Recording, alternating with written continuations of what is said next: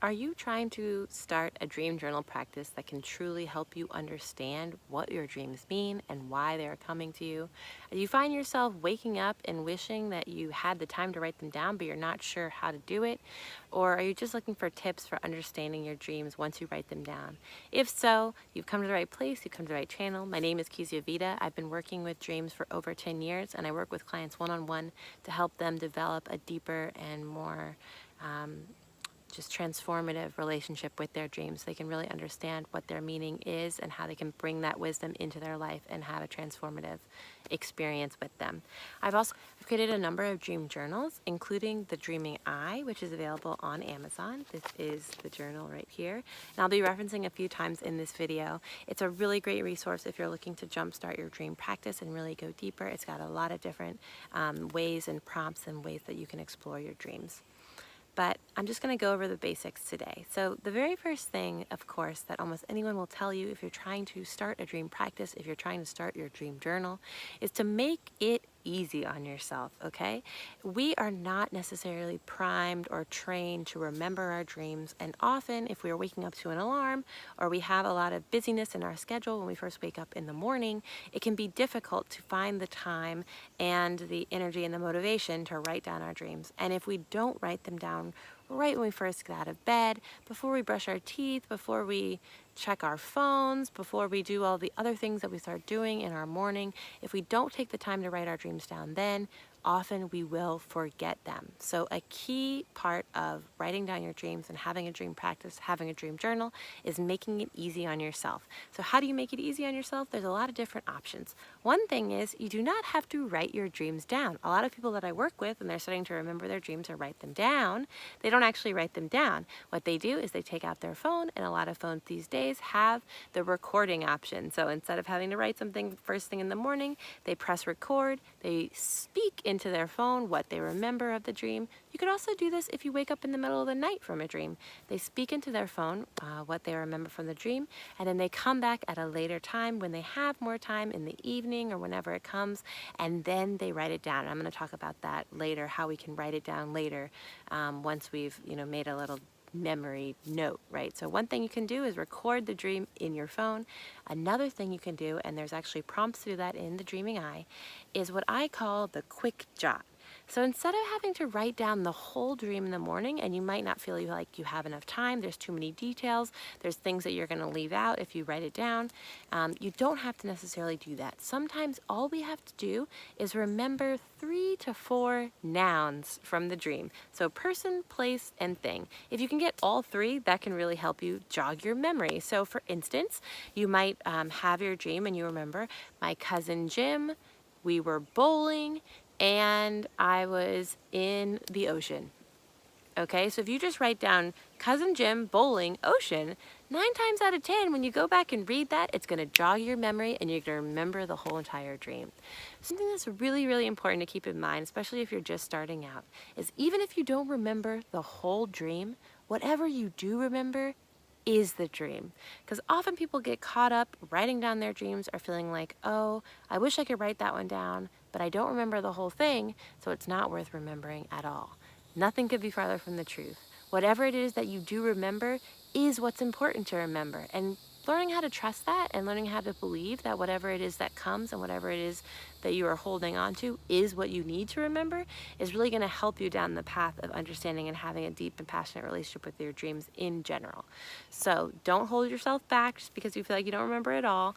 Make sure you just write down the things that you do remember. So you get up in the morning, and it's also really important if you are going to be writing things down instead of recording them, that your notebook is right there, right by the bed. There's a pen, easy to get, because again, making it easy on yourself is very, very important. The next step to really having a dynamic dream practice is to write down the dream in more detail. And something that's very important is sometimes people get very caught up in the details.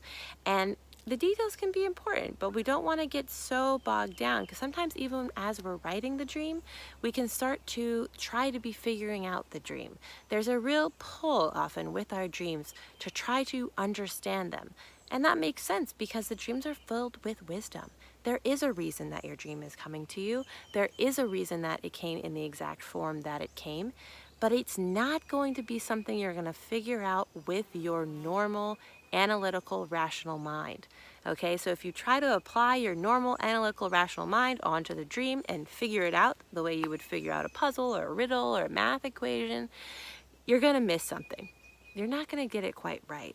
So that's not the mind that we want to be using when we're writing, even as we're writing down the dream. Because sometimes as we write down the dream, we can start interpreting it. We can start trying to figure it out.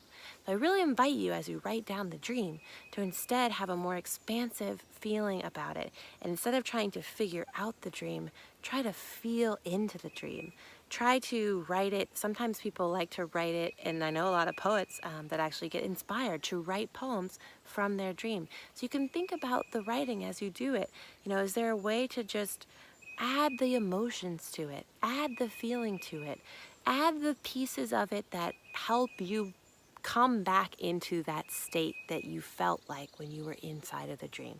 Now, I know this can be difficult if the dream had difficult material, but it's always good to remember that anything that the dream put you into contact with is an aspect of you, is a part of who you are, and in that sense, there could never be anything wrong. It is part of your wholeness.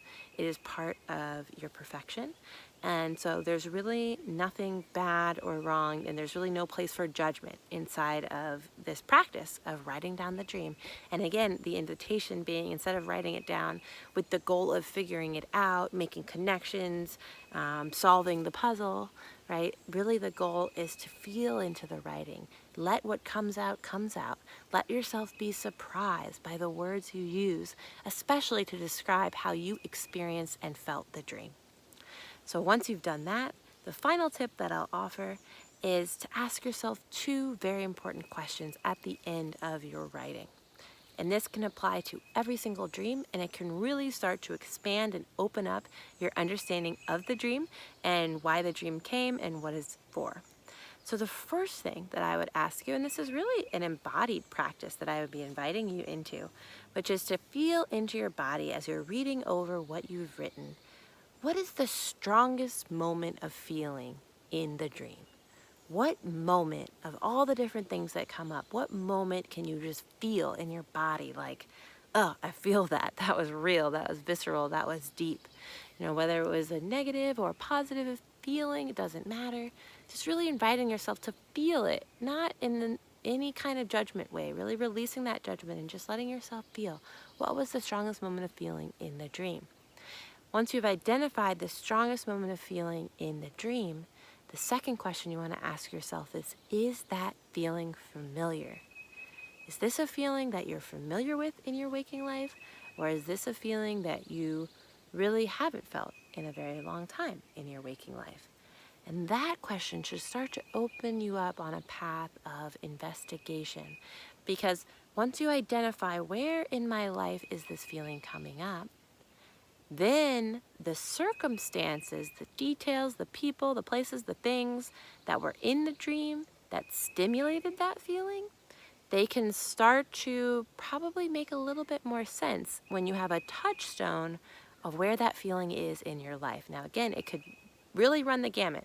This could be a feeling that you feel every single day. It could be a feeling that you feel like you feel all the time.